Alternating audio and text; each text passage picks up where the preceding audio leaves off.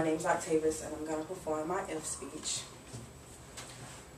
How many of you ever had a terrible moment or moments in your life as a child or as an adult where you felt as if life just couldn't get worse than this?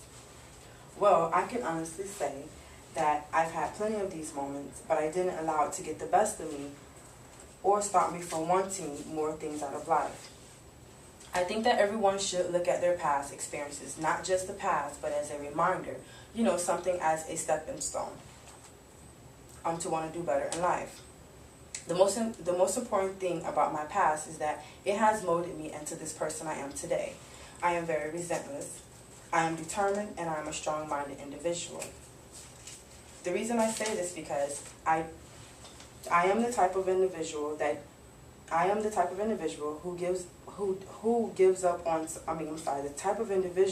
who does not give up on something. I always find more than one way to figure something out, or I always try to achieve or go beyond to try to make my things or my goals be achieved. I am determined because I've never had finest things in life.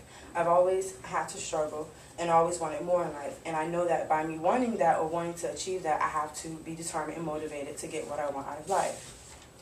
And I am very strong-minded, and I am very strong-minded. I do not let the past interfere with my goals and wants in my future. I allow my past to become a stepping stone for me, something to look back at and to push me to move forward in life. Going through obstacles sometimes prepare you for the good, and then you have times where it may destroy you depending on the type of person you are.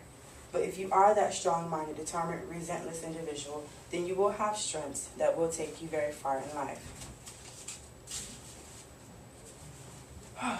I remember a time growing up, 7 years old, being taken from my parents at the age of 7 because of sexual abuse, drug abuse, and neglect. Going through those experiences has made me as a child feel like I was lonely, hurt, very angry, didn't want to listen to no one in the world, constantly kept me in trouble, kept me in violence. I just felt like my life just wouldn't get better. Like I was just going down this bumpy path. Education was not my main priority, always wanted to get in trouble. And that goes back to me having that feeling of not wanting nothing out of life, feeling like life just couldn't get better. When I turned 22, I got pregnant. 21, I got pregnant with my son, my 4-year-old son, Scotty. I knew then when I got pregnant that I knew I had to do something better. I knew then that I couldn't allow my past to interfere with my future. I knew that I had to become a better person for my son.